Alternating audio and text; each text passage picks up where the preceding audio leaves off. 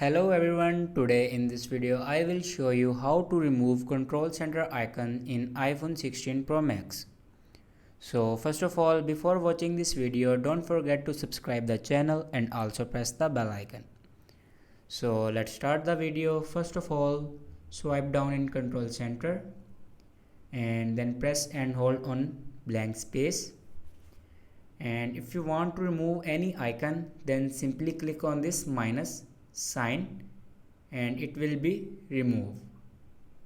And if you want to add, then simply you can see the option add a control. Click on add a control and here you can add your icons.